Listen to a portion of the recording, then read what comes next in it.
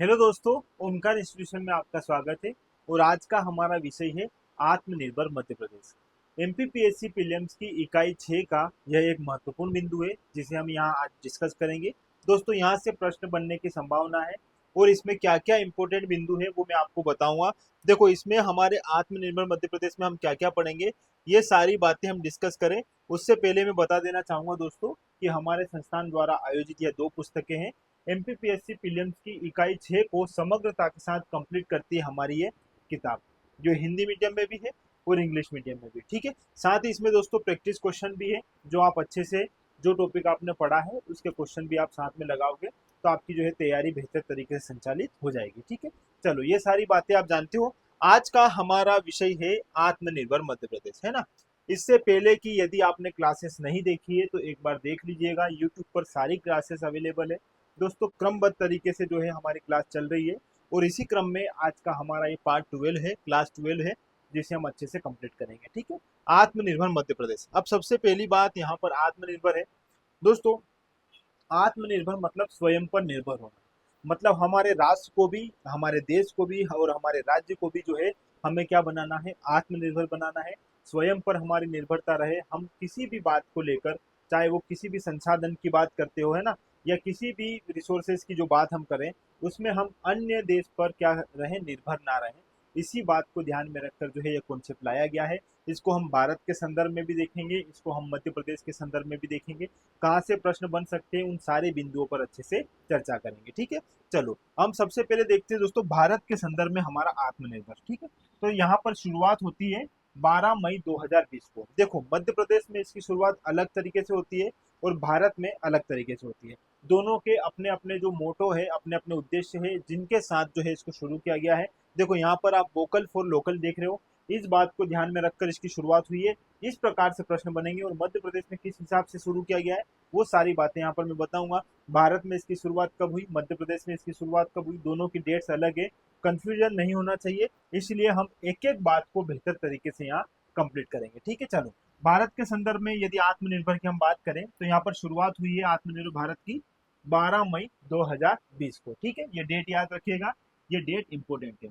नरेंद्र मोदी जी द्वारा vocal for local, ये बात याद रखना दोस्तों, वोकल फॉर लोकल और ग्लोबल नारे के साथ आत्मनिर्भर भारत की शुरुआत की गई है। ठीक है, वोकल फॉर लोकल क्या होता है ये समझना, पहले तो ये याद रखना कि शुरुआत किसके साथ हुई है, वोकल फॉर लोकल। देखो दोस्तों, वोकल फॉर लोकल से तात्पर्य ये है कि जो भी वस्तुएं जो हमारे देश में निर्मित हो रही है इनका तो हमें प्रयोग करना ही है।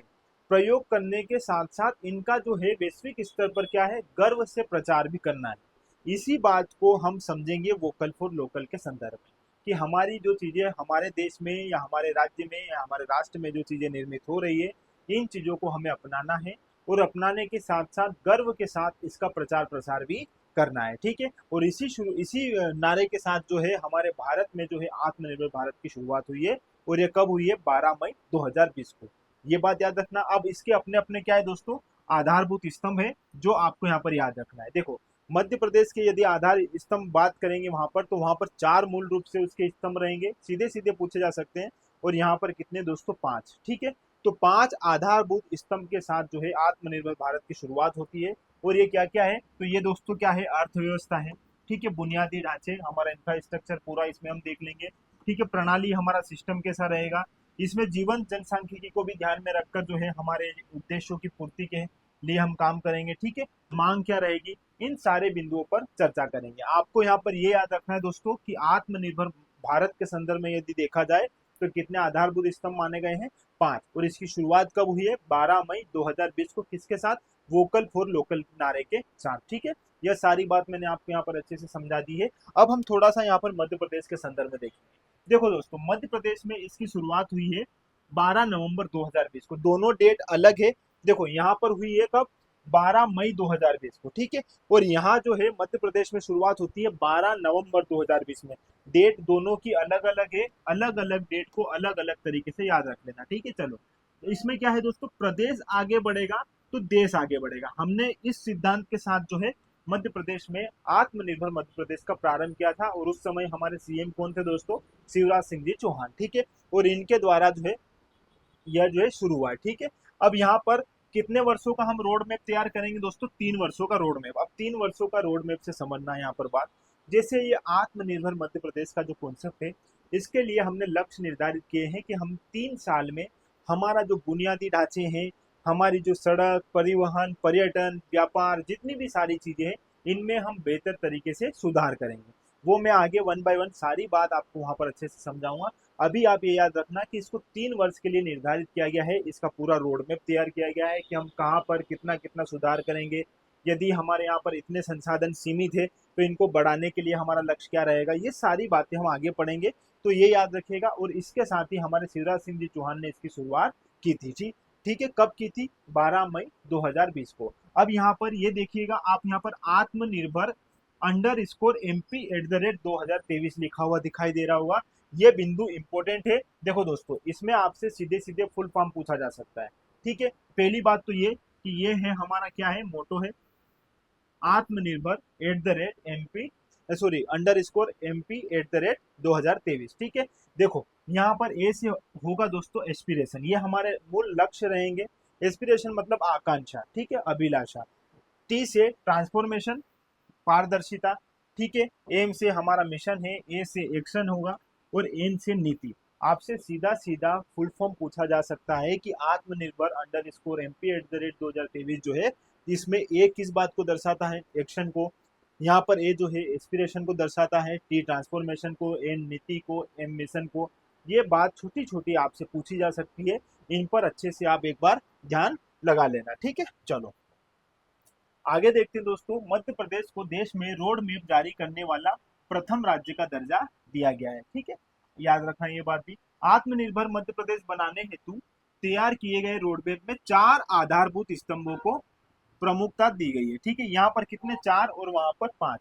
अब देखो भौतिक अधोसंरचना, अब भौतिक अधोसंरचना में हमारे सारे आ जाएंगे, सड़क, पुल, परिवहन, है ना, सिंचाई, ये सारे हमारे क्या है दोस्तों? भौतिक अधोसंरचना है। इन पर हमें काम करना है। ठीक है, सुशासन, स्वयं का शासन, ऐसा शासन जहां पर समय पर क्या दिया जाए? न्याय दिया जाए, है ना, वहां पर जवाबदेहिता रहे, पारदर्शिता रहे, ये सारे एक सुशासन की क्या रहती है? विशेषता रहती है। ये बात आप अच्छे से देख लीजिएगा, आगे इस पर भी हम चर्चा करेंगे, अभी मोटा मोटा यहाँ पर एक बार समझ लीजिएगा। स्वास्थ्य एवं शिक्षा, ठीक है, इनके लिए काम किया जाएगा। अर्थव्यवस्था एवं रोजगार, ये हमारे पूर्णतः अगर आप देखोगे तो 4 जो है हमारे क्या है? मुख्यतः हमारे ये आधार स्तंभ है। ठीक है, फिर इन चारों जो है हमारे आधारभूत स्तंभ, इनको फिर से है 4 से 6 उप समूहों में विभाजित किया गया है, जिनको मैं आगे बेहतर तरीके से आपको समझाऊंगा। ठीक है, इतनी बात आई होप आपको अच्छे से समझ में आई होगी। अब आगे बढ़ते हैं और अब शुरू करते हैं हमारी मेन बातें। ठीक है, सबसे पहले हम भौतिक अधोसंरचना की बात करते हैं, जिसके लिए हमने 3 वर्षों का रोड मैप तैयार किया गया है। अब हम इसमें क्या क्या देख लेंगे? हम इसमें सड़क देख लेंगे, स्वास्थ्य देख लेंगे, पर्यटन, परिवहन, ये सारी बातें हम अच्छे से देखेंगे कि हमारे लक्ष्य क्या है 3 वर्ष में, जो 2023 तक जो है हमने क्या लक्ष्य निर्धारित किए हैं, इन सभी सारे आयाम को बेहतर तरीके से कंप्लीट करेंगे। तो पहला हम क्या देख रहे हैं दोस्तों? भौतिक अधोसंरचना। और भौतिक भौतिक अधोसंरचना में हम सड़क के लक्ष्य देखेंगे कि सड़क के लिए हमने क्या क्या लक्ष्य निर्धारित किए हैं। ठीक है, वैसे ये फाइल बहुत बड़ी है, लेकिन हम इसको इत्मीनान से बेहतर तरीके से समझ कर आगे बढ़ेंगे। आपको पूरी जो है पूरा जो आत्मनिर्भर मध्य प्रदेश का एक कॉन्सेप्ट अच्छे से समझ में आ जाएगा। ठीक है, चलो देखो, फ्लैगशिप परियोजना वो का फास्ट ट्रैक विकास करना। ठीक है, पहली बात तो ये समझिएगा कि फ्लैगशिप परियोजनाएं होती क्या है। देखो दोस्तों, जो फ्लैगशिप परियोजना है, ये भारत सरकार द्वारा चलाई जाती है, और इनमें जैसे स्वास्थ्य, शिक्षा और हमारी अधोसंरचना वाला जिसमें सड़क, पुल, ये इन सब की क्या की जाती है दोस्तों? यहाँ पर इन सभी को ध्यान में रखकर इनका विकास किया जाता है। ठीक है, तो ये फास्ट ट्रैक परियोजना, ये जो है हमारी फ्लैगशिप परियोजना, इनको क्या बनाना है? फास्ट ट्रैक के रूप में इनका विकास करना है। ठीक है, चलो आगे अगर हम देखेंगे, चंबल प्रोग्रेस वे का विकास, समय सीमा 5 वर्ष। देखो चंबल प्रोग्रेस वे, इसके बारे में बेहतर तरीके से आपको समझाऊंगा। यहाँ पर देखिएगा चंबल प्रोग्रेस वे, ये है चंबल प्रोग्रेस वे। इसकी शुरुआत हुई है 2017 में। पहली बात आप ये याद रखिए, इसकी शुरुआत कब हुई है? 2017 में। अब यहाँ पर इसकी लंबाई दी है दोस्तों 299 किलोमीटर, और कहाँ से कहाँ तक? झांसी से कोटा तक। आपको याद क्या रखना है? देखो, ये आर्थिक समीक्षा 2023-24 के अनुसार ऑफिशियली इसकी लंबाई बताई गई है। यदि आप अन्य सोर्स से देखोगे तो आपको यहाँ पर इसकी लंबाई 404 किलोमीटर या 390 किलोमीटर के आसपास भी दिखाई देगी। तो यदि आपको 299 ये वाला आंकड़ा नहीं दिखता है एग्जाम में, तो आप 404 किलोमीटर तक पहुंच सकते हो। ये एक सही आपको इसकी लंबाई इसकी इतनी हो सकती है, ठीक है। लेकिन अगर ऑफिशियली देखें, आर्थिक समीक्षा 2023-24 के अनुसार अगर इसका डेटा देखेंगे तो ये आपको 299 किलोमीटर में दिखेगा, ठीक है। 2017 में इसकी शुरुआत हुई और ये मध्य प्रदेश के 3 जिलों में इसका जो है यहाँ से निकलेगा। क्या कहाँ कहाँ दोस्तों? श्योपुर से, भिंड से और मुरैना में। मतलब हमारा उत्तरी मध्य प्रदेश जो है चंबल प्रोग्रेस वे यहाँ से जो है होकर ये रास्ता जो है दिखेगा आपको, ठीक है। चलो अब वापस बात कर लेते हैं, हम कहाँ पर थे? हमारे फ्लैगशिप परियोजना के पास, ठीक है। तो ये हमारा हो गया था। फिर ये चंबल प्रोग्रेस वे का विकास भी हमने देख लिया है। अब ये 2027 तक जो है अनुमानित है दोस्तों, 2027 तक इसको क्या करना है? अस्तित्व में लाना है। ये बात याद रखिएगा, 5 वर्ष तक, ठीक है। चलो आगे शुरू करते हैं। MPRDC, देखो एम यहाँ पर आपको दिखाई नहीं दे रहा होगा, एक बार फिर से देख लीजिएगा। MPRDC, तो ये रोड डेवलपमेंट कॉरपोरेशन रहेगा दोस्तों मध्य प्रदेश का, और इसके द्वारा जो है क्या करना? ऑनलाइन पोर्टल का विकास करना। सड़कों की गतिविधियां जो है ऑनलाइन तरीके से जो है हम क्या है इस पोर्टल के माध्यम से देख पाए, इसका क्या करना है? विकास करना है। 6 माह में सभी टोल प्लाजा को क्या करना है? कंप्यूटरीकृत करना है। ये बात आप जानते हो, ठीक है। चलो आगे देखते हैं। सड़कों की प्राथमिकता निर्धारित करने तथा तकनीकी आधारित स्थिति का आकलन करने हेतु रोड असेट मैनेजमेंट सिस्टम स्थापित किया जाएगा। यहाँ पर जो सड़क है उनकी प्राथमिकता निर्धारित करने के साथ साथ तकनीकी रूप से उनका क्या करना? आकलन करना। इसके लिए राम्स का जो है क्या किया जाएगा? निर्माण किया जाएगा, इसको स्थापित किया जाएगा। और इसका फुल फॉर्म क्या है दोस्तों? रोड असेट मैनेजमेंट सिस्टम, ठीक है। ये याद रखिएगा। चलो आगे। परियोजना लागत में वृद्धि को नियंत्रित करने से संबंधित विवादों का निपटारा करने हेतु उच्च स्तरीय समिति का क्या किया जाएगा? गठन किया जाएगा, ठीक है। ये बात भी अच्छे से याद रखिएगा, इस प्रकार से प्रश्न बन सकते हैं। अब हम बात कर लेते हैं यात्रा और पर्यटन के लिए, कि यात्रा और पर्यटन के लिए किस प्रकार से लक्ष्य निर्धारित किए हैं, इन्हें एक बार अच्छे से देख लेते हैं, ठीक है। चलो पहला ही बिंदु आपके सामने दिख रहा होगा दोस्तों, बफर एवं सफर मुहिम के माध्यम से मानसून पर्यटन को बढ़ावा देना। तो बफर में सफर, इसको ऐसे याद रखिएगा, बफर में सफर, वो एवं नहीं याद रखिए। बफर में सफर मुहिम के माध्यम से मानसून पर्यटन को बढ़ावा देना। अब मानसून पर्यटन मतलब मानसून के टाइम में जहाँ जिन जिन क्षेत्र में मानसून के टाइम पे पर्यटन में वृद्धि होती है, पर्यटक देखने आते हैं मानसून के टाइम में जिन स्थानों को, वहाँ उनका क्या करना? विकास करना। किसके माध्यम से? बफर में सफर के माध्यम से। अब बफर क्या होता है पहले ये समझना, फिर इस पूरी बात को मैं अच्छे से समझाऊंगा आपको, ठीक है। देखो अगर बफर की बात करें दोस्तों, तो हम बफर जोन आपने सुना होगा, या बफर मतलब सुरक्षा की जब हमें आवश्यकता लगती है तो ऐसे टाइम पे हमें ये सुरक्षा प्रदान करता है। चाहे वो किसी भी चीज को ले लो, हमारे लिए एक सुरक्षित क्या रहे, एक ऐसी साइट जो हमें आपत्ति के समय या विपत्ति के समय क्या है? सुरक्षा प्रदान करे, है ना, वो कहलाता है बफर। तो ऐसे मानसून जब मानसून वाला टाइम रहे उस समय पर्यटक जब आते हैं तो उनको ये क्या करेगा? सुरक्षा प्रदान करेगा। जैसे उनके लिए खाने की व्यवस्था, ठीक है, आप जानते हो खाने की व्यवस्था। और यहाँ जहाँ जिन क्षेत्र में वो लोग आ रहे हैं देखने के लिए जिन स्थानों को, उन स्थानों को क्या है? इंट्रोड्यूस करवाना। ये सब जो है क्या किया जाएगा? बफर एवं सफर मुहिम के माध्यम से जो है किया जाएगा। और इससे क्या होगा? मानसून के टाइम पे जो पर्यटक आते हैं इनमें क्या होगा? बढ़ावा मिलेगा और इसी के साथ पर्यटन में विकास देखा जाएगा, ठीक है। ये बात याद रखना। चलो आगे। कान्हा, ये क्या है दोस्तों? टाइगर सफारी के रूप में विकसित करना है इनको। किसको? कान्हा, पेंच व बांधवगढ़ को, ठीक है। तो ये राष्ट्रीय उद्यान जो है इनको, इनमें से किन्हीं दो को टाइगर सफारी के रूप में क्या करना है? विकसित करना है, ठीक है। ये बात भी याद रखना।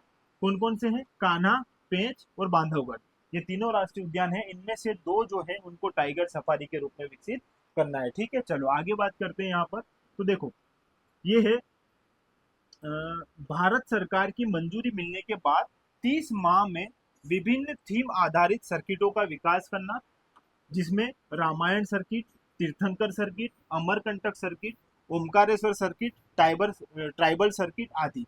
देखो यहाँ पर क्या बता रहा है दोस्तों, कि भारत सरकार की मंजूरी मिलने के बाद 30 माह में विभिन्न थीम आधारित सर्किटों का क्या करना? निर्माण करना। देखो बात समझना, यहाँ पर सबसे पहले एग्जाम्पल समझो रामायण सर्किट। अब रामायण सर्किट होता क्या है? तो जैसे भगवान राम का जो यहाँ पर आप रामायण सर्किट से सीधा सीधा समझ में आएगा कि यहाँ भगवान राम से संबंधित कुछ बातें रहेगी, है ना। तो ऐसे स्थान, जैसे मान लो पूरे राज्य में, राष्ट्र में अगर देखा जाए तो बहुत सारे ऐसे स्थान है जो भगवान राम से संबंधित है। तो उन सारे स्थलों को आपस में जोड़ना, है ना, उनको आपस में जोड़ना ही हमारा कहलाता है रामायण सर्किट। इसी प्रकार तीर्थंकर जो है, जैनिज्म जो है, इनके जितने जितने स्थान है उनको आपस में जोड़ना, है ना। तो ये सारी बातें जो है कितने 30 माह में इनको क्या करना है, इन सर्किटों का विकास करना है, ठीक है। तो ये भी एक लक्ष्य है, इसको भी आप अच्छे से याद रखिएगा, ताकि एक ही मतलब जब हम जाएं इन स्थानों पर, तो जैसे जहां जहां देश में एक ही व्यक्ति या एक ही धर्म से संबंधित यदि कुछ बातें चल रही है तो एक साथ उन सबके बारे में जान पाए, ठीक है।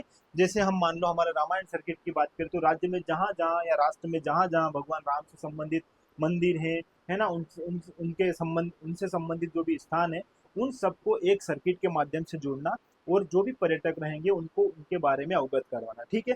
ये इस प्रकार से सर्किट जो है काम करेंगे, और यह जो है 30 माह में विकसित करना है, ठीक है। चलो, ये भी एक लक्ष्य रखा गया है यात्रा और पर्यटन हेतु, ये बात भी याद रखिएगा। चलो, निजी निवेशकों को शामिल कर पर्यटक पर्यटन बढ़ाने हेतु रोप वे, संग्रहालय, डायमंड टूर, एस्ट्रोनॉमी पार्क आदि को वैल्यू एडिशन करना आदि का, ठीक है।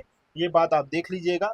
चलो आगे बात करते हैं नगरीय विकास एवं आवास हेतु। अब नगर के विकास और आवास हेतु क्या हमारे लक्ष्य निर्धारित किए गए हैं, इन्हें एक बार अच्छे से देख लेते हैं, ठीक है। दीनदयाल रसोई योजना, इसके अनुसार कितने 100 केंद्र, ठीक है।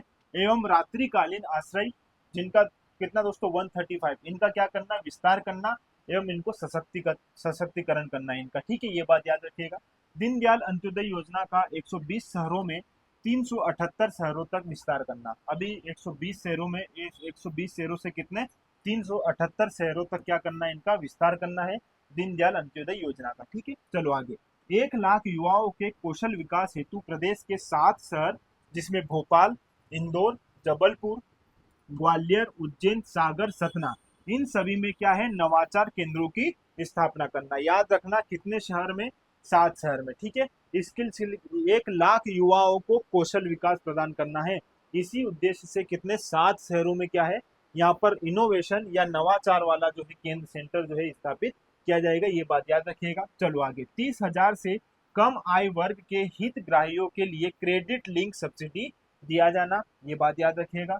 चलो, 1 लाख से अधिक जनसंख्या वाले एवं नर्मदा किनारे बसे शहरों की दैनिक मॉनिटरिंग करने हेतु आईटी सिस्टम की स्थापना करना। तो देखो, ये बहुत सारे इसमें फैक्ट है, आपको जो इम्पोर्टेंट है वो मैं अच्छे से बताऊंगा, उनका अच्छे से हम जिक्र करेंगे। बाकी ये फाइल बहुत बड़ी है, जो हमारे काम की है हम उनको बेहतर तरीके से कंप्लीट कर लेंगे, ताकि कम समय में हमारा पूरा जो है आत्मनिर्भर मध्य प्रदेश वाला ये टॉपिक कंप्लीट हो जाए, ठीक है। चलो, यहाँ पर एक चर्चा में विषय है, उसको देखिएगा। राज्य सरकार ने चित्रकूट को विश्व स्तरीय धार्मिक पर्यटन स्थल का स्वरूप प्रदान करने का निर्णय लिया गया है। किसको दोस्तों, चित्रकूट, है ना। सतना याद रखना, इंपॉर्टेंट है ये बात। चलो आगे बात करते हैं। यहाँ पर सभी शहरों में अपशिष्ट का 100% पृथक्करण, परिवहन एवं प्रसंस्करण तथा 75% ठोस अपशिष्ट का पुनर्चक्रण करने का भी लक्ष्य रखा गया है। आगे, 10 लाख से अधिक आबादी वाले शहरों, जिसमें इंदौर, भोपाल, जबलपुर, ग्वालियर, इनमें 5% तक वायु गुणवत्ता में सुधार लाना है। इंपॉर्टेंट है, ये बात याद रखिएगा। ये पर्यावरण के अनुकूल वाली बात हम समझ रहे हैं दोस्तों। तो यहाँ पर प्रश्न इस प्रकार से बन सकता है कि जो 10 लाख से अधिक आबादी वाले हमारे शहर हैं, उनमें 5% जो है क्या करना है, वायु की गुणवत्ता में सुधार करना है, ठीक है। ये बात याद रखिएगा। चलो, 10 लाख से अधिक आबादी वाले शहरों, जिसमें इंदौर, भोपाल, जबलपुर, ग्वालियर व उज्जैन, इनमें क्या है दोस्तों, ई व्हीकल चार्जिंग स्टेशन स्थापित करना। आजकल ई व्हीकल का ट्रेंड चल रहा है, इलेक्ट्रिक व्हीकल जो है मतलब सब्सिडी के माध्यम से भी मिल रहे हैं, सरकार इसमें जो है मदद कर रही है, ताकि पोल्यूशन धीरे धीरे क्या हो, कंट्रोल में लाया जा सके। और इसके लिए अब क्या है, लोग खरीद तो लेंगे, अब खरीद लेंगे तो उनके लिए फिर क्या है, चार्जिंग कैसे, उनकी जो है बाइक जो रहेगी, स्कूटी जो रहेगी, उनको कैसे जो है चार्ज किया जाए, इसके लिए यहाँ पर ये जो है स्टेशन बनाए जाएंगे, ई चार्जिंग स्टेशन, ठीक है। और ये इंपॉर्टेंट है, ये बात आप यहाँ पर याद रखना। इसके लिए भी जो 10 लाख से अधिक आबादी वाले शहर है उनमें ये स्थापित किए जाएंगे, ठीक है। आगे, नगरीय निकायों के राजस्व में अपने स्रोतों से 45% से बढ़कर 60% तक करना, ठीक है। नगरीय निकायों में जो राजस्व है, जो राजस्व के सोर्सेस रहे हैं, उन सोर्सेस को बढ़ाना है। जो 45% है, अब उनको कितना 60% तक लाना है, ठीक है। ये भी एक लक्ष्य है। संपत्ति लेन देन को रजिस्ट्री विभाग से जोड़ना, राष्ट्रीय अभिशासन और शहरी प्रबंधन संस्थान का संचालन करना। ये बिंदु इतने ज्यादा इंपॉर्टेंट नहीं है, जो इंपॉर्टेंट है उन पर हम अच्छे से चर्चा करेंगे। ठीक है, चलो। सभी नागरिक सेवाओं को ऑनलाइन करना, 100 पाइप जलापूर्ति परियोजनाओं को पूर्ण करना एवं 50 शहरों के लिए आईसीटी सक्षम स्काडा प्रणाली स्थापित करना। अब स्काडा सिस्टम जो है, ये प्रणाली है, ये क्या है दोस्तों? आईसीटी। देखो, कंप्यूटर के माध्यम से क्या करना, ये जो क्षेत्र रहेंगे इनकी निगरानी करना, पर्यवेक्षण करना इनका। ठीक है, ये बात याद रखना। 50 शहरों में जो है जल आपूर्ति परियोजनाओं को पूर्ण भी करना है, 100 पाइप जलापूर्ति परियोजनाओं को पूर्ण करना और 50 शहरों के लिए आईसीटी सक्षम स्काडा प्रणाली स्थापित करना। ठीक है, ये क्या करेगी? सिंचाई वगैरह जो है इनमें जो है कंप्यूटर के माध्यम से क्या करेगी? पर्यवेक्षण करेगी। ठीक है, स्काडा सिस्टम, ये याद रखिएगा। चलो आगे, इंदौर में, अब इंदौर में किसकी बात कर रहा है? गांधीनगर से मुमताज बाग तक। तो इंदौर और भोपाल में क्या है? एम्स से सुभाष नगर तक क्या करना दोस्तों? मेट्रो रेल का संचालन करना है। ठीक है, ये बात याद रखिएगा। ठीक है, इंदौर में कहाँ से? गांधीनगर से मुमताज बाग, और भोपाल जो है यहाँ अगर देखेंगे तो एम्स से सुभाष नगर तक। ठीक है, एस्को, अगर एस्को की बात करेंगे तो एस्को मॉडल के माध्यम से 100 शहरों में स्ट्रीट लाइट लगाना। एस्को क्या है दोस्तों? यह एनर्जी सर्विस कंपनी है। ठीक है, क्या है इसका full form? Energy services company. ठीक है, और ये कंपनी क्या करती है दोस्तों? यह कंपनी जो है बिजली की खपत कैसे की जानी चाहिए, कैसे जो है हम बिजली को बचाएं, किस प्रकार उपयोग करें, इन सब के लिए काम करती है ये कंपनी। और इसी मॉडल के माध्यम से 100 शहरों में क्या लगाना है? स्ट्रीट लाइट लगाना। ये क्या करता, ये जो कंपनी है क्या करती है दोस्तों? बिजली की खपत के लिए, जैसे हम बिजली की अधिक खपत करते हैं तो किस प्रकार हम खपत को कम कर सकते हैं और अपना काम निकाल सकते हैं, इन सारी बातों पर जो है क्या करती है? अपनी राय देती है और उसके लिए काम भी करती है। ठीक है, तो इसी मॉडल के माध्यम से हम क्या करेंगे? शहर में 100 स्ट्रीट लाइट लगाएंगे। ठीक है, ये बात याद रखना इसको के संदर्भ में। आगे बात करते हैं जल हेतु लक्ष्य। अब जल के लिए क्या क्या लक्ष्य निर्धारित किए गए हैं उनको देखना। पावर वाटर सप्लाई के माध्यम से निवाड़ी और बुरहानपुर जिले को 100% तक कवर करना। ठीक है, पाइप वाटर सप्लाई के माध्यम से कौन से दो शहर?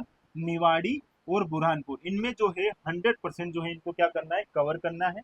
2024 तक मध्य प्रदेश के 100% ग्रामीण घरों में पेयजल की उपलब्धता करवाना। ये लक्ष्य है दोस्तों हमारा कि हम 2024 तक मध्य प्रदेश के जितने भी घर हैं उनमें कहाँ दोस्तों 100% जो है पेयजल की हम क्या करेंगे? उपलब्धता सुनिश्चित करेंगे। ये बात इंपोर्टेंट है, याद रखना। लक्ष्य है हमारा 2024 तक।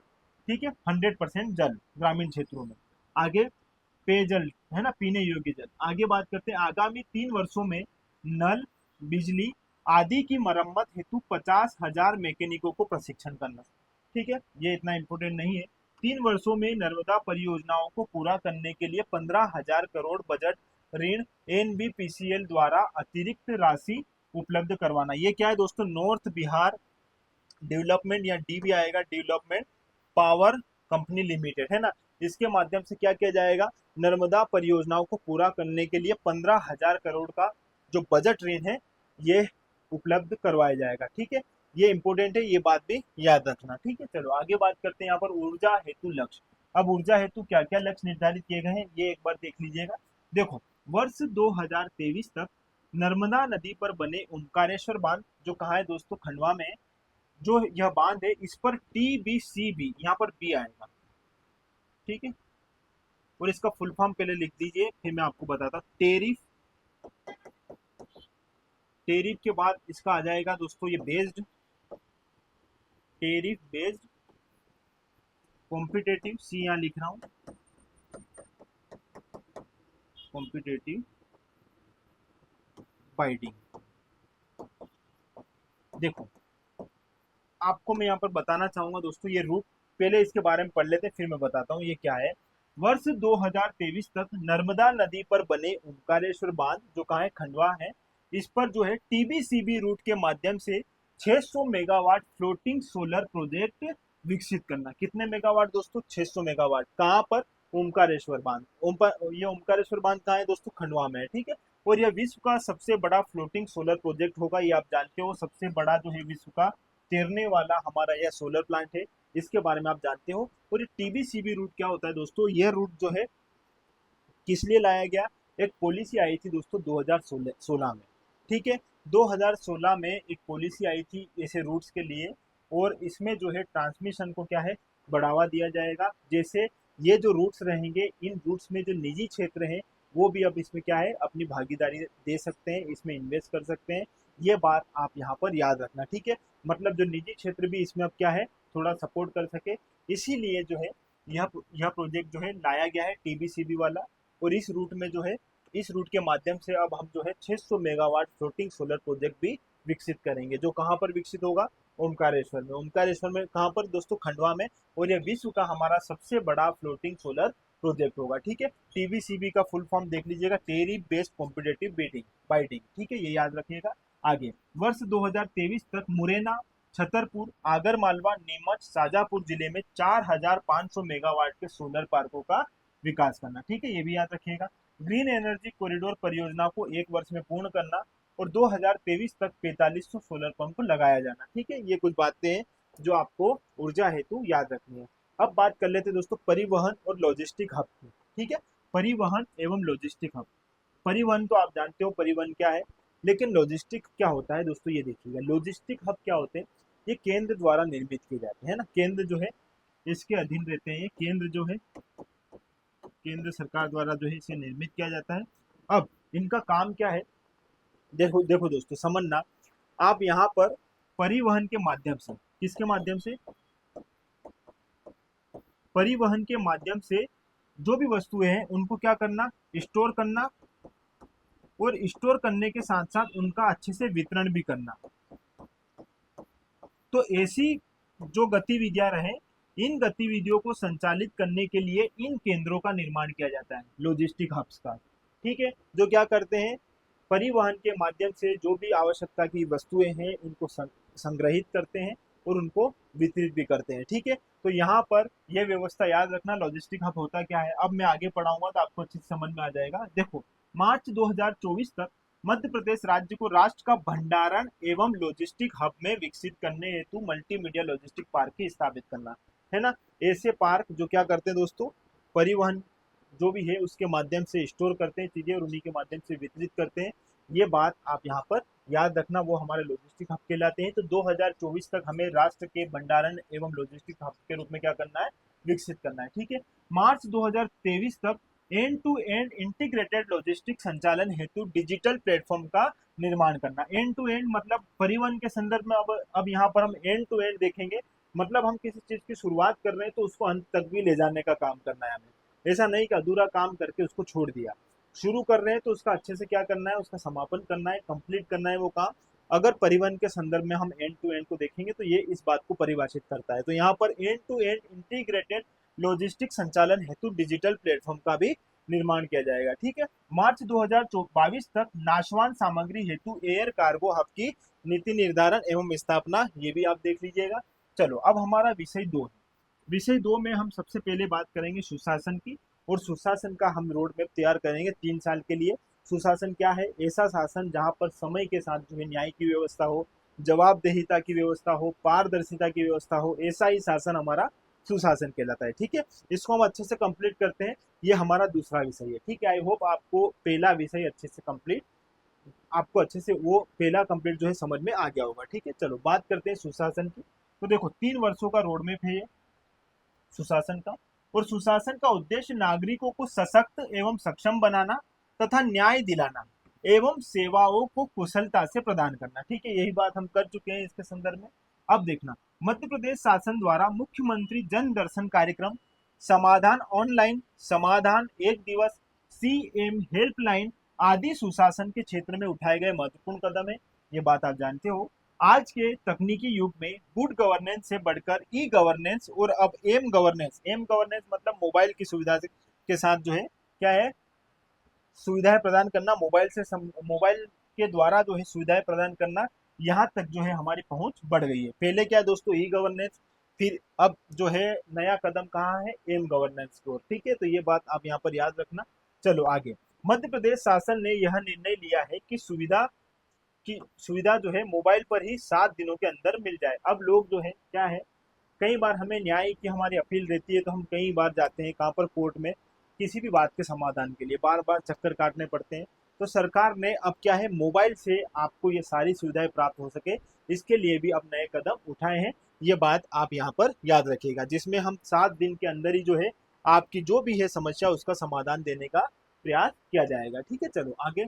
अब देखते हैं दोस्तों, 8 अगस्त 2020 के दौरान वेबिनार में आत्मनिर्भर मध्य प्रदेश हेतु तैयार किए गए रोड मैप में सुशासन को 4 उप समूहों में विभाजित किया गया। अब ये 4 उप समूह कौन से हैं?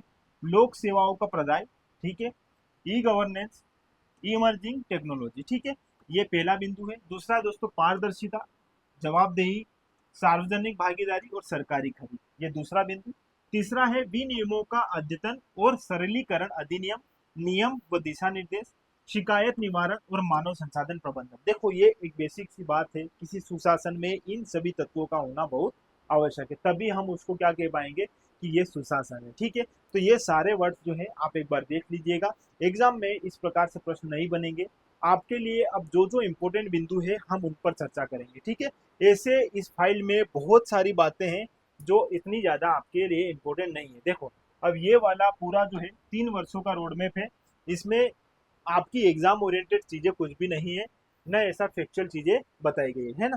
तो इस पर अपन ज्यादा चर्चा नहीं करते हैं, सीधा अपन जो है इस पर जो इम्पोर्टेंट बिंदु है उस पर काम कर लेते हैं। ठीक है, ये सारी बातें आपको पता है। देखो 2-3 चीजें इसमें याद रखना, सीएम हेल्पलाइन से सीएम सिटीजन केयर @MP बना दिया गया। अब जो है ये याद रखना, सीएम हेल्पलाइन, सुशासन की हम बात कर रहे हैं, पहले क्या था सीएम हेल्पलाइन, अब सीएम हेल्पलाइन को कन्वर्ट कर दिया है क्या, सीएम सिटीजन केयर @MP। एक बात आप यहाँ पर ये याद रखिएगा। दूसरा, विज्ञान एवं प्रौद्योगिकी विभाग जो है, इसे दोस्तों सीएम सिटीजन केयर @MP के विस्तार हेतु अब तकनीकी का उपयोग करने हेतु विविध तरीके अपनाए जा रहे हैं, जिनमें IVRS और व्हाट्सएप इत्यादि शामिल है। ठीक है, देखो ये क्या होता है दोस्तों, IVRS ये भी एक वॉइस रिसोर्स रहता है। ठीक है, इसमें क्या किया जाता है, इंट्रोएक्टिव जो वॉइस रहते हैं उनको ध्यान में रखकर जो है इसको रेडी किया जाता है। ये बहुत सारी लैंग्वेज जो है यहाँ पर इसमें हम इससे समझ सकते हैं। ठीक है, बहुभाषा में इसको निर्मित किया गया है। और फिर व्हाट्सअप, इन दोनों को जो है अब शामिल किया जाएगा, पहले किसके विस्तार हेतु, सीएम सिटीजन केयर @MP के विस्तार हेतु। ठीक है, और ये तकनीकी है IVRS और व्हाट्सअप। ठीक है, ये 2 बिंदु आप यहाँ पर इंपॉर्टेंट है, याद रखिएगा, बाकी इसमें ज्यादा ऐसा कुछ याद करने जैसा नहीं है ना। ये सारे बिंदु जो है नॉर्मल है। अब इसको एक बार और देख लो, विज्ञान एवं प्रौद्योगिकी विभाग द्वारा ग्रामीण तथा दूरस्थ क्षेत्रों में IT कनेक्टिविटी के बुनियादी ढांचे को बनाना, ये इंपॉर्टेंट नहीं है। सामान्य प्रशासन विभाग द्वारा शासकीय कर्मचारियों को IT के उपयोग में दक्ष बनाना शामिल है ना। शासकीय अधिकारियों को नवीनतम तकनीकी तथ्यों को अपडेट रखना शामिल है। महानिदेशक द्वारा RCPV नरोन्ना प्रशासन अकादमी एवं अटल बिहारी वाजपेयी सुशासन एवं नीति विश्लेषण संस्थान। देखो पिछली बार MPPSC प्रीलिम्स ने ये प्रश्न पूछा था कि अटल बिहारी वाजपेयी सुशासन एवं नीति विश्लेषण संस्थान कहाँ है, तो आपको जवाब देना था भोपाल। ये प्रश्न बना था। इस प्रकार से यदि प्रश्न आए तो इन पर आप एक बार अच्छे से ध्यान लगा लेना। ठीक है, तो इनके नवीन तथ्यों तथा बेस्ट प्रैक्टिसेस की सूची बनाना जो राज्य में लागू की जा सके। ठीक है, तो ये कुछ बातें हैं। देखो दोस्तों, इस पूरी फाइल में मैं आपको बता देना चाहूंगा, बहुत सारे इसमें ऐसी बातें रखी है जो किसी राष्ट्र के विकास में महत्वपूर्ण भूमिका है उन सब बातों की, लेकिन वो एग्जाम ओरिएंटेड नहीं है, उनमें बस सब बातें रखी है। ऐसी बात हम देखेंगे जहां पर किसी आंकड़ा, जैसे मान लो 50 हमारे यहाँ पर सामुदायिक विकास केंद्र है, तो इनको कितने में कन्वर्ट करना, 100 में, 200 में, 500 में, ये हमारा लक्ष्य है। तो वो संख्या पूछी जाती है कि अब जो है वर्तमान में कितने सामुदायिक केंद्रों की जो है, स्वास्थ्य केंद्रों की स्थापना की जाएगी। तो इस प्रकार से प्रश्न बनते हैं। बाकी ये थ्योरी कभी एग्जाम में पूछ नहीं जाती है, इसलिए इन पर मैं इतनी ज्यादा चर्चा नहीं कर रहा हूँ, क्योंकि आपकी क्लास बहुत लेंदी हो जाएगी और आपको जो एग्जाम के लिए जरूरी है वो बात आपकी क्या है, हट जाएगी। इसलिए मैं चाहता हूँ कि आप वो पढ़ो जो आपके एग्जाम के लिए जरूरी है और आपके नॉलेज में भी जो होना चाहिए। बाकी जो अन्यथा चीजें हैं उनको हम जल्दी जल्दी आगे बढ़ा देंगे। ठीक है, चलो, समस्त विभागों और जिला कलेक्टरों के प्रभावी उपयोग के लिए डैशबोर्ड विकसित करना। ठीक है, शिक्षा टेलीमेडिसिन सेवाएं ऑनलाइन उपलब्ध करवाना। समस्त विभागों द्वारा नागरिकों के लिए ईज ऑफ लिविंग में अपनी पात्रता जानने हेतु एक केंद्रीकृत प्लेटफॉर्म उपलब्ध करना तथा लाइसेंस और परमिट संबंधी कानूनों में सुरक्षा करना और लेन देन में फेसलेस संपर्क स्थापित करना। ये बेसिक बातें हैं, इनको आप इतना ज्यादा मत समझिएगा। इंपॉर्टेंट है हमारा तीसरा विषय, इसको बेहतर तरीके से कंप्लीट करते हैं, जो स्वास्थ्य एवं शिक्षा की बात को दर्शाएगा। ठीक है, और यह भी हमारे 3 वर्षों के रोडमैप में शामिल है, स्वास्थ्य एवं शिक्षा। स्वास्थ्य और शिक्षा के बिना आत्मनिर्भर मध्य प्रदेश बनने की कल्पना करना भी संभव नहीं है। देखो दोस्तों, बिना शिक्षा के और बेहतर स्वास्थ्य के बिना किसी भी राष्ट्र या विशेष क्षेत्र का निर्माण संभव नहीं है, ये बात आप जानते हो। इसलिए इन दो जो हमारे बिंदु है, स्वास्थ्य और शिक्षा, इन पर तो सरकार को बेहतर तरीके से ध्यान देना होगा। ठीक है, तो यहाँ पर इसको हम बेहतर तरीके से कंप्लीट करेंगे। क्या क्या सरकार ने इसके लिए लक्ष्य निर्धारित किए गए हैं इन 3 वर्षों में, उनको हम अच्छे से समझते हैं। देखो, है ना। चलो आगे बात करते हैं। 10 अगस्त 2020 में हुए वेबिनार में आत्मनिर्भर मध्य प्रदेश के लिए आगामी 3 वर्षों हेतु तैयार किए गए रोड मैप में स्वास्थ्य एवं शिक्षा को अति महत्वपूर्ण स्तंभ माना है तथा इसे 4 उप समूहों में विभाजित करने का लक्ष्य निर्धारित किया गया है। ठीक है, 21 अगस्त 2020 को इस रोड मैप को अंतिम रूप प्रदान किया गया। अब इसको 4 पार्ट में डिवाइड किया है हमारे स्वास्थ्य एवं शिक्षा को, जिसको हम अब क्रमबद्ध रूप से देखेंगे।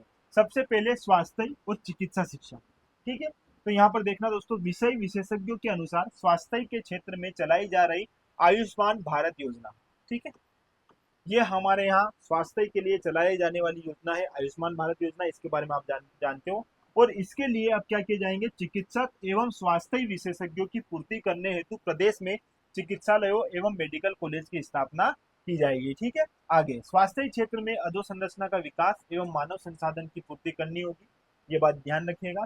स्वास्थ्य क्षेत्र को कृत्रिम बुद्धिमत्ता और सूचना प्रौद्योगिकी से जोड़ा जाएगा, है ना, आर्टिफिशियल इंटेलिजेंस से और इंफॉर्मेशन टेक्नोलॉजी के माध्यम से अब हमारे स्वास्थ्य क्षेत्र को जोड़ा जाएगा, जिससे बीमारी जो है उसकी अच्छे से क्या हो जाए, जांच हो जाए और सही समय पर उसका उपचार हो जाए। ठीक है, ये बात आप जानते हो, इन दोनों का होना बहुत जरूरी है। आगे तकनीकी शिक्षा एवं कौशल विकास की अगर बात करें तो दोस्तों, विशेषज्ञों के अनुसार मध्य प्रदेश को शिक्षा के क्षेत्र में आत्मनिर्भर बनाने के लिए वर्तमान व्यावसायिक शिक्षा के बदलते परिदृश्य को ध्यान में रखकर उसके साथ तालमेल बिठाना होगा।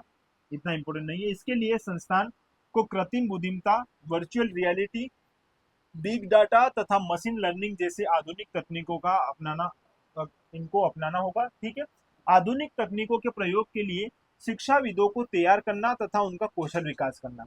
इसके लिए उत्कृष्ट केंद्र बनाना, शिक्षकों के लिए प्रशिक्षण, ज्ञान साझेदारी और मेंटरशिप, रिसर्च लैब तथा विश्वविद्यालयों का विकास करना। इतना ज्यादा एग्जाम पॉइंट ऑफ व्यू से इंपॉर्टेंट नहीं है, थ्योरी है, तो यहाँ पर इसको हम आगे बढ़ाते हैं। ठीक है, उच्च शिक्षा के लिए क्या काम किए गए हैं, इनमें भी बस आप एक बेसिक सी बातें हैं।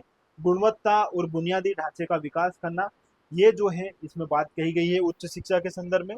ऐसा कुछ विशेष इसमें बताया नहीं है। स्कूली शिक्षा ये इंपॉर्टेंट है दोस्तों, इसको देखते हैं। स्कूली शिक्षा को, स्कूली शिक्षा में एक इंपॉर्टेंट नाम आएगा स्टीम, ये हमें अच्छे से समझना है। ठीक है, चलो फिर भी अच्छे से इसका अध्ययन करते हैं, समझना।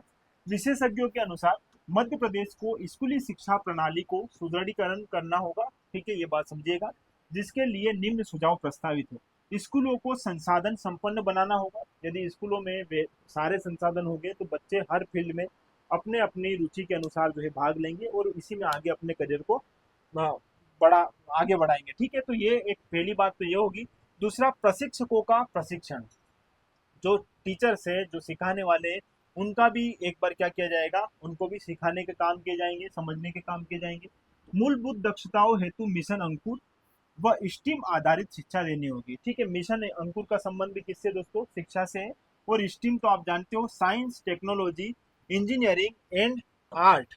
ये कई जगह एक ही जगह आपको आर्ट मिलेगा दोस्तों, ये याद रखिएगा, और मैथमेटिक्स, इनसे संबंधित शिक्षा क्या है, देनी होगी। ठीक है, ये बात याद रखिएगा, स्टीम का फुल फॉर्म। ठीक है, आगे गिफ्टेड चिल्ड्रन। अब गिफ्टेड चिल्ड्रन क्या होते हैं दोस्तों, जो प्रतिभाशाली चिल्ड्रन होते हैं उन्हें हम गिफ्टेड चिल्ड्रन की संज्ञा देते हैं। तो समझना यहाँ पर, इसके और इनके लिए जो है क्या, प्रखर योजना चलाई जाएगी, ये याद रखना। आईटी आधारित स्कूल तथा क्रिटिकल थिंकिंग, विवेचनात्मक सोच जो है उसके लिए डिजाइन थिंकिंग, कृत्रिम बुद्धिमत्ता, कोडिंग जैसे आधुनिक विषय स्कूली शिक्षा पाठ्यक्रमों में शामिल करना। सिलेबस में जो बहुत टैलेंटेड बच्चे हैं उनके लिए इस प्रकार के जो है सिलेबस में जो है ये टॉपिक्स भी शामिल करने होंगे, ताकि वो इनको जाने और इन क्षेत्र में भी आगे बढ़े। ठीक है, चलो 3 वर्षों का रोड मैप फिर से हम देखते हैं दोस्तों। इसके लिए क्या क्या निर्धारित किया गया है। आयुष्मान भारत योजना का समस्त जिलों में विस्तार एवं नामांकन में 25% वृद्धि करना। याद रखना, स्वास्थ्य क्षेत्र हेतु जितने भी जिले हैं उनमें कितना विस्तार करना है आयुष्मान भारत योजना का 25%। ठीक है। दिसंबर 2024 तक 362 आयुष हेल्थ एवं वेलनेस सेंटर की स्थापना की जा चुकी है। ठीक करना है, सॉरी। ठीक है, कितने 362 याद रखना। राज्य में 1600 आधुनिक प्रसव केंद्रों की स्थापना तथा प्रत्येक सीएससी पर विशेष नवजात देखभाल इकाइयों की स्थापना, जिससे शिशु मृत्यु दर 48 से होकर 35 हो जाए। देखो, पहली बात तो यहाँ पर शिशु मृत्यु दर को हमें कम करना है। जो 48 है इसको घटाकर कितना है 35 करना है प्रत्येक सीएससी पर। सीएससी मतलब दोस्तों सामुदायिक स्वास्थ्य केंद्र की मैं बात कर रहा हूँ। तो सामुदायिक स्वास्थ्य केंद्र पर जो ये बच्चे हैं, इन बच्चों की शिशु मृत्यु दर में क्या करना, कमी लाना है। जो 48 है और इसे घटाकर कितना है 35 करना है, ये बात याद रखिएगा। ठीक है। दिसंबर 2023 तक राज्य के 5 वर्ष से कम उम्र के 55 लाख बच्चों का प्रति वर्ष पूर्ण टीकाकरण सुनिश्चित करना। दिसंबर 2023 तक जो है राज्य के कितने 5 वर्ष से कम उम्र के जो बच्चे हैं, जिनकी संख्या कितनी है 55 लाख, इनका क्या करना है दोस्तों, प्रति वर्ष पूर्ण रूप से टीकाकरण सुनिश्चित करना है। ठीक है, ये बात याद रखिएगा।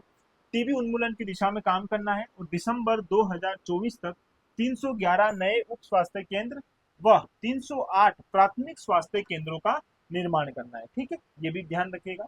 भोपाल और इंदौर में आयुष सुपर स्पेशलिटी अस्पतालों की स्थापना करना। PPP model, public private partnership model पर एक मेडिकल कॉलेज की स्थापना एवं नर्सिंग कॉलेज की स्थापना के लिए भी नीति निर्धारण करना है। ठीक है। दिसंबर 2024 तक 10,000 संसाधन संपन्न स्कूलों की स्थापना करना। ठीक है, ये कुछ लक्ष्य है शिक्षा और स्वास्थ्य के लिए जो आपको यहाँ पर ध्यान रखना है। ठीक है। इसी प्रकार कुछ और भी अन्य तथ्य हैं, इन्हें भी आप जल्दी जल्दी देख लीजिए, इंपोर्टेंट इतना है नहीं। लोक स्वास्थ्य एवं परिवार कल्याण विभाग एवं चिकित्सा शिक्षा विभाग का समविलय करना है। ठीक है। 10 जिला स्तरीय उत्कृष्ट विद्यालयों में गणित व विज्ञान क्लब का निर्माण तथा गणित व विज्ञान संकायों हेतु 5% तक उम्मीदवारों की संख्या में वृद्धि करना। इतना ज्यादा ये भी ध्यान रखने जैसी बात है नहीं। 200 शासकीय कॉलेजों में वर्चुअल लर्निंग सुविधा और स्मार्ट कक्षाएं स्थापित करना। विशेषज्ञों, जिसमें किस क्षेत्र के विशेषज्ञ, स्त्री रोग, बाल रोग व रेडियोलॉजी के जो विशेषज्ञ हैं, इनकी कमी को दूर करने हेतु कम से कम 40 जिला अस्पतालों में पीजी डिप्लोमा व डीएनबी डिप्लोमा कार्यक्रम को प्रारंभ करना। नवाचार या इनोवेशन के सुधार में प्रौद्योगिकी विकास के लिए मध्य प्रदेश नॉलेज कॉर्पोरेशन की स्थापना करना। तो ये सारी बातें थ्योरी है, मैंने आपको बता दिया है। यहाँ पर भी आपको बहुत सारे फैक्ट दिखेंगे, कुछ इंपॉर्टेंट है, बाकी कुछ ऐसा इसमें ज्यादा सोचने जैसी बात नहीं है। ठीक है, चलो एक ये बात याद रखना, प्रतिभाशाली बच्चों की प्रतिभा निखारने के लिए विशेष योजना प्रखर का आरंभ किया जा रहा है। आपको ये याद रखना है, प्रखर योजना जो है इसका संबंध किससे है, शिक्षा से संबंध है। ठीक है, और शिक्षा में भी कौन, बच्चों की प्रतिभा निखारने हेतु इस योजना को लाया जा रहा है, याद रखना प्रखर योजना। ठीक है, चलो बाकी आप ये सारी चीजें जो है इसमें ऐसा कुछ विशेष है नहीं। और 200 कॉलेज जो है प्लेसमेंट और उद्यमिता सेल की स्थापना करना, ये सारी बातें यहाँ पर हम इसको आगे बढ़ाते हैं, इसमें ऐसा कुछ नहीं है। ठीक है, एक और ये बात याद रखना, प्रदेश में आईटीआई चले अभियान या आईटीआई चले हम अभियान जो है यह चलाकर लोगों को इस संदेश तक पहुंचाना है। ठीक है, चलो ये टेक्नोलॉजी की बात थी, इतनी ज्यादा विशेष उसमें कुछ बातें नहीं थी। विषय 4 यह हमारा इंपॉर्टेंट बिंदु है, इसको एक बार देख लेते हैं। अर्थव्यवस्था और रोजगार के लिए जो है इस पे हमें ध्यान देना। अब इसके प्रमुख बिंदु जो है वो हम यहाँ पर अच्छे से देखेंगे। ठीक है, चलो ये है प्रमुख विषय इसके, इसको एक बार देख लेते हैं। मध्य प्रदेश को आत्मनिर्भर बनाने के लिए आर्थिक रूप से सक्षम और संपन्न बनाना महत्वपूर्ण कदम होगा। 11 अगस्त 2020 को हुए वेबिनार में दी गई विशेषज्ञ की राय को 5 मंत्रों में श्रेणीबद्ध किया गया है, जो इस प्रकार है। ठीक है, एक आत्मनिर्भर मध्य प्रदेश की बात करता है। ठीक है, दूसरा सबके लिए पढ़ाई, सबके लिए कमाई, एक जिला एक पहचान, स्थानीयों के लिए मुखर, कृषि में रोजगार से कृषि के इर्द गिर्द रोजगार, कृषि एवं रोजगार को 4 उप समूहों में विभाजित कर आगामी 3 वर्षों हेतु रोड मैप तैयार किया गया है। किसको, कृषि एवं रोजगार को। ठीक है, तो इसको 3 पार्ट में डिवाइड किया है। देखो कितने पार्ट में डिवाइड किया है कृषि एवं रोजगार को, देखना यहाँ पर 4 पार्ट में। ठीक है, अब अच्छे से हम कृषि एवं रोजगार को यहाँ पर देखते हैं। ये कुछ बेसिक बातें हैं, इनका ज्यादा आप इनमें परेशान मत होइएगा। अब जो मैं बात बता रहा हूँ वो इम्पोर्टेंट है, आपसे सीधे सीधे यहाँ से प्रश्न बनेंगे, किस प्रकार से बनेंगे वो मैं आपको बताता हूँ। देखो 89 आदिवासी विकास खंडों में 50% उत्पादकता में वृद्धि करना। ठीक है, कृषि क्षेत्र में याद रखना। हरे चारे की उपलब्धता हेतु चारा उत्पादन के रकबे को दोगुना करना। प्रत्येक किसान को मृदा स्वास्थ्य कार्ड उपलब्ध करवाना। ठीक है। बीज निगम तथा कृषि विभाग के कृषि प्रक्षेत्रों पर हाइब्रिड, जैविक व नवीन किस्मों के बीजों का उत्पादन करना। किसानों की भागीदारी के माध्यम से संकर बीज उत्पादन जैसे मक्का, धान, सरसों आदि प्रदेश को हाइब्रिड बीज उत्पादन हब बनाना। ठीक है। प्रदेश को इन बीजों के लिए क्या बनाना है? उत्पादन हब। ठीक है। हाइब्रिड बीजों का याद रखना, ये बात भी इंपॉर्टेंट है। चलो, केंद्रीकृत सहायता तकनीकी सेवाओं सहित 20 ग्रीन हाउस समूहों का विकास करना। किसानों के खाते में किसानों के खेतों में 15,000 सोलर पंपों को स्थापित किया जाएगा, ये भी एक लक्ष्य रखा गया है। सूक्ष्म सिंचाई योजना के क्रियान्वयन हेतु मध्य प्रदेश हरित क्रांति का गठन करना।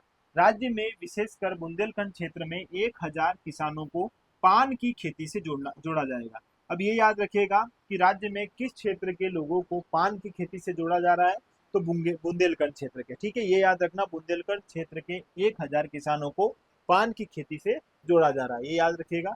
1,000 जलवायु अनुकूलित ग्रामों का विकास करना। 6 जिलों में कृषि विज्ञान केंद्रों की स्थापना की जाएगी। याद रखना, आत्मनिर्भर मध्य प्रदेश के अनुसार जो है, इस रिपोर्ट के अनुसार मध्य प्रदेश में कितने 6 जिलों में कृषि विज्ञान केंद्रों की स्थापना की जाएगी। ठीक है, याद रखना। राज्य स्तरीय पोस्ट हार्वेस्ट प्रबंधन संस्थान की स्थापना कहाँ की जाएगी? ये भी जो है राज्य में इस स्तर के एक प्रबंधन संस्थान, हार्वेस्ट प्रबंधन संस्थान की स्थापना की जाएगी। ठीक है, ये याद रखना इंपॉर्टेंट है। चलो, सभी 10 मुख्यालय संभागों पर बीज परीक्षण प्रयोगशाला की स्थापना की जाएगी। ठीक है। अब ये कुछ ऐसे ऐसे फैक्ट है दोस्तों जो एग्जाम में नहीं पूछे जाएंगे और आप इतनी सारी चीजें याद भी नहीं कर पाओगे।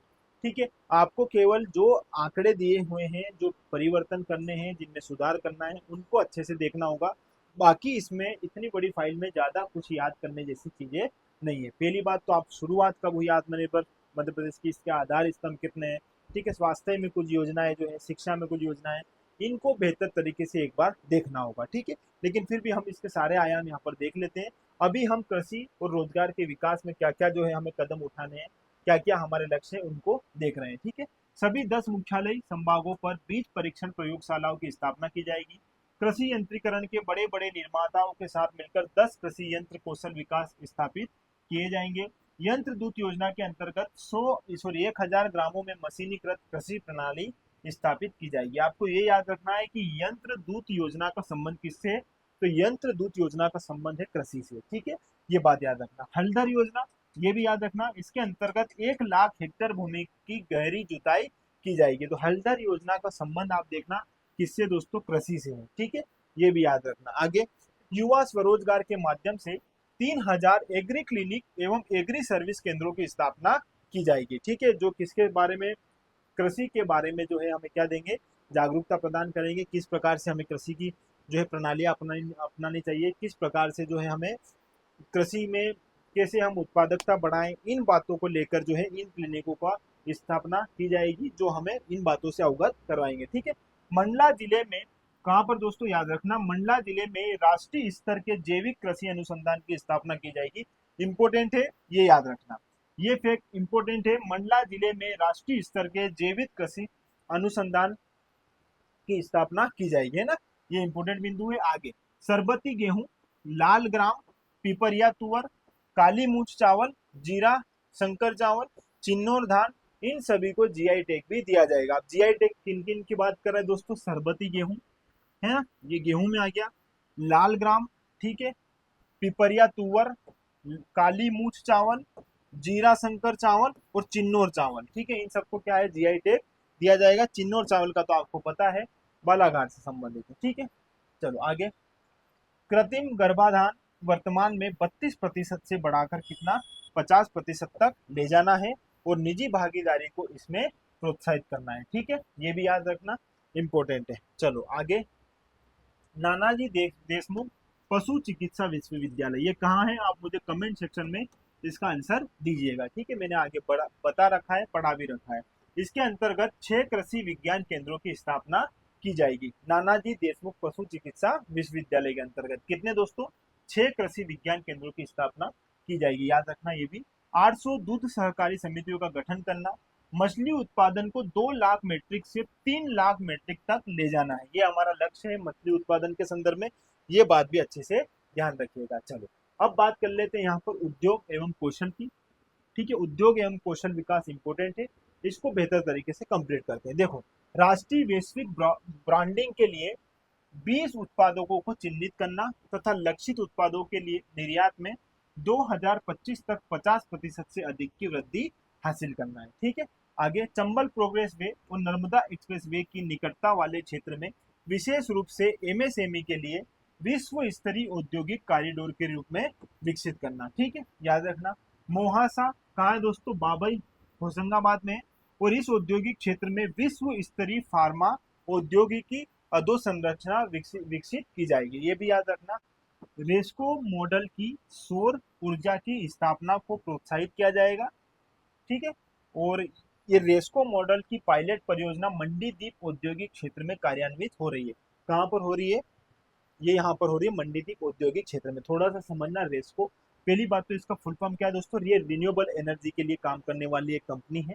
ठीक है, रिन्यूएबल एनर्जी सर्विस कंपनी जो है ये क्या करती है दोस्तों? नवीकरणीय ऊर्जा के लिए हमें जो है अवगत करवाती है और उसके लिए हमें अवेयर करवाती है। ठीक है, और इसके लिए क्या करती है? काम भी करती है। और यह इस प्रकार का जो मॉडल जो है सौर ऊर्जा की स्थापना को प्रोत्साहित किया जाएगा इस मॉडल के आधार पर। और हमारे मंडीदीप जो है, मंडीदीप कहाँ है दोस्तों? रायसेन में है। यहाँ का जो औद्योगिक क्षेत्र है यहाँ पर इस प्रकार के मॉडल से जो है क्या है, काम चल रहा है। ठीक है, पायलट परियोजना के रूप में। याद रखना ये रेस्को किसके लिए काम है? रिन्यूएबल एनर्जी के लिए है ना, ये याद रखना। ये नवीकरणीय ऊर्जा के क्षेत्र में काम करने वाला एक मॉडल है। ठीक है, अच्छे से समझ लीजिएगा इस बात को। चलो आगे, क्रिस्टल आईटी पार्क के तर्ज पर इंदौर और भोपाल में नए आईटी पार्क बनाए जाएंगे, ये याद रखिएगा। खाद्य तेल उत्पादन इकाइयों में निवेश को प्रोत्साहित कर खाद्य तेल उत्पादन में राज्य को नंबर 1 बनाना, ये बात भी याद रखना। ग्लोबल स्किल पार्क की स्थापना भोपाल में कर प्रत्येक वर्ष 6,000 युवाओं के लिए अंतरराष्ट्रीय स्तर के कौशल विकास प्रशिक्षण कार्यक्रम का आयोजन किया जाएगा। ठीक है, कहाँ पर है? ग्लोबल स्किल पार्क की स्थापना कहाँ की जाएगी दोस्तों? भोपाल में, ये बात याद रखिएगा। कौशल विकास हेतु 15 सेंटर ऑफ एक्सीलेंस स्थापित किए जाएंगे, ये भी इतना ज्यादा इंपॉर्टेंट नहीं, लेकिन ये फैक्ट याद रखना कि कितने सेंटर ऑफ एक्सीलेंस कौशल विकास हेतु, कितने? 15। ये हमारे आत्मनिर्भर मध्य प्रदेश का एक लक्ष्य है कौशल विकास हेतु, इसे भी याद रखना। अब प्राकृतिक संसाधन को एक बार देख लेते हैं दोस्तों। बाघों का घनत्व बढ़ाने और वन स्थिरता को बढ़ावा देने के लिए बाघों को अन्य राष्ट्रीय उद्यान जैसे सतपुड़ा, संजय, गांधी सागर, नौरादही अभ्यारण्य में स्थानांतरण करना। ठीक है, ये बात देख लीजिएगा। 31 प्रमुख खनिजों की नीलामी के लिए नई खनिज नीति की स्थापना करना और मध्य प्रदेश लघु खनिज नियमावली 1996 में संशोधन करना है। ठीक है, ये बात याद रखना। 31 प्रमुख खनिजों की नीलामी के लिए नई खनिज नीति की स्थापना करना।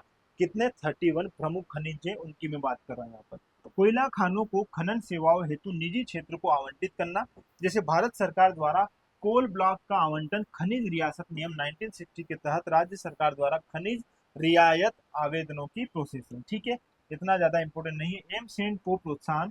ठीक है, मध्य प्रदेश लघु खनिज नियमावली जो है 1996 में संशोधन करके एम सेंट को हम जो क्या कर रहे हैं यहाँ पर प्रोत्साहन देंगे। ठीक है, ये बात भी देख लीजिएगा।